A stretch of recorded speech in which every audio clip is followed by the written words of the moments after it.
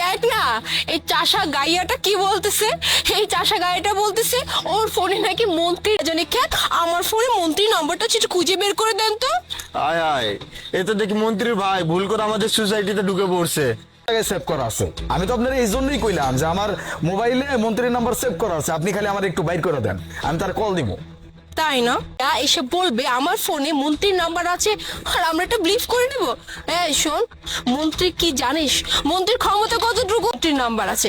এখন এইটা বল যে তুই এই ফোনটা আবার কোত্থেকে চুরি করে আনছিস, কারণ তোর সাথে তো এই ফোনটাও যাচ্ছে না, আবার বলতেছে আমার নতুন ফোন। ভালো কথা, কিন্তু চাপার একটা লিমিট থাকে। তোর অবস্থা দেখছোস, আর তুই কি কইতাছস? তোর মানে মাথায় আইডিয়া আছে? তোর মতো একটা গিয়েও খ্যাত, তার ফোন কল দিয়ে তারে আমি ইনভাইট করি।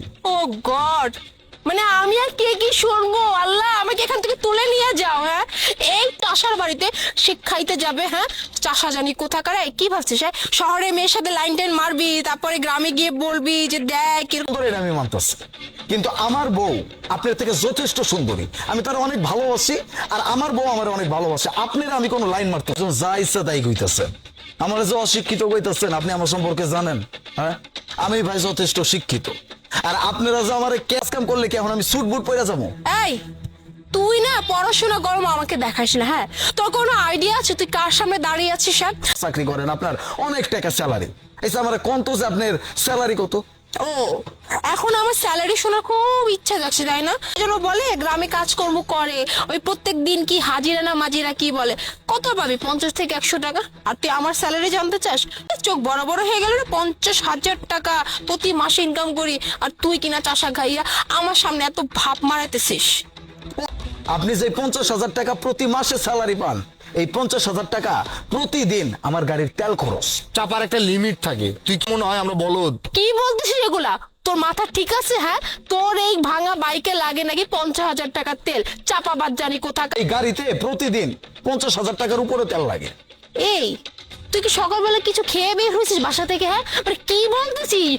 এই তোর এই গাড়ির চাক্কা কেনার সামর্থ্য আছে? হ্যাঁ, আবার বলতেছি এই গাড়ি তোর তো চেহারা জীবনে চোখে দেখছস, পকিনি জানি কোথাকার আসছে আমার সাথে ভাব মারাই। মিথ্যা কথা কইতে পারেন, আমরা মিথ্যা কথা কইতে পারি না, অন্তত নিজের পরিচয় নিয়া জীবনেও মিথ্যা কথা কই না। এই গাড়ি যে আমার, এটার প্রমাণ আমি এখনই। গাড়িটাও আমার, এবার দেখছেন? আরে বাবা, আমি তো আপনার কাছে একটা সাহায্য চাইছিলাম, আপনার যদি সাহায্য করতে মন না, আমারে কাজকর্ম করি, তাই বলে কি আমি মানুষ না? খেতে খামারে কাজ করি বইলা আপনাকে থেকে আমার কাছে টাকা পয়সা কম আছে বা আমার মান সম্মান করে আরামসে যাইতে পারো। মানুষের এত ছোট করে দেখবেন না, পোশাক আশাক দেখে মানুষের বিচার করেন। একটা মানুষের পরিচয় কোনোদিন তার পোশাক। খুব ভালো করে বুঝতে পারতেছি, মানুষের সাথে ভালো মতো কথা কইবেন, ভালো আচরণ করবেন, ভালো আচরণ পাইবেন। খারাপ আচরণ করবেন, খারাপ আচরণ সবাই যে আপনাকে ছাইরা দিব এটা কিন্তু ভাইবেন না। ভালো দেখেন।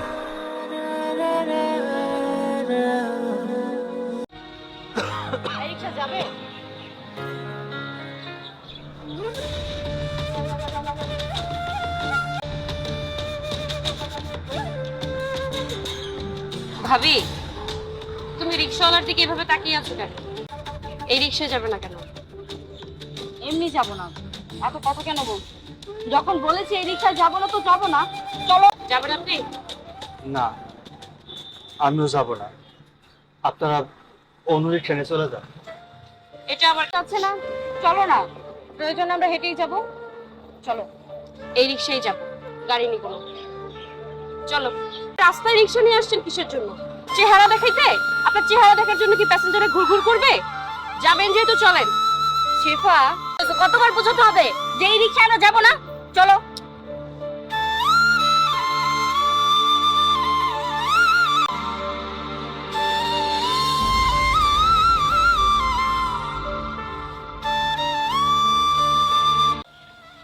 মা, মনটা ভালো লাগতেছে না, তো ফিরাইছি। বুঝতে পারছি, বউটা চলে যাও না। ওই বউ চলে গেছে তাতে কি হয়েছে? তুই চাইলে তো আমি আরেকটা বিয়েও করাইতে পারি, দেখবি আরেকটা বিয়ে করলে তো। বিয়ে তো করছি, বিয়ের কি স্বাদ কি মজা সই বুঝছি না, আমার আর বিয়ে করা দরকার নেই। আমি এটাও শুনি না, আমার কথা হইলো তুই আরেকটা বিয়ে কর, বিয়ে করলে দেখবি তোর মন মানসিকতা ভালো থাকবো। এই যে ঠিক মতো খাওয়া দাওয়া কর। জানি মা, যে আমার লেগে তোমার খারাপ লাগে, আমি ঠিক মতো খাই না, ঠিক মতো কাম কাজ করি না, কি করবো কও? আর আমার সারা জীবন একটার পর একটা বিয়ে করুম আর এইসব ঘটনা ঘটাইব। মাইসে যে কি কয় সে তো আমি এমনি থাকি। বাজান রে, তুই ভুল ভাবতেছস। সব মাইয়া সমান না। তোর এই বউ চলে গেছে দেখেছে পরে আর যে পোলার বউ চলে গেছে ওই পোলার কপালের ভালো মাইয়া জোটে না। আমি আর বিয়ে শাদী করব না। বিয়ে করছিলি, এখন এক মাইয়ার জন্য দুনিয়ার যত মাইয়া আছে সবাই খারাপ। আল্লাহ ওর একটু বুদ্ধি দাও, আমার তো আর সহ্য হয়। ক্লান্ত হয়ে গেছি, রুমে যাইতে দাও। রুমে যেতে দেবো? তুমি সারা রাস্তা আমার হাঁটাইতে হাঁটাইতে বাড়ি পর্যন্ত নিয়ে আসলা, বললাম যে গাড়িতে উঠবো। একটা কথা বলতেছো হ্যাঁ? ওই রিক্সাওয়ালারে দেখে জমিদার মনে হয়েছে, যেই কারণে ওর রিক্সায় উঠি নাই।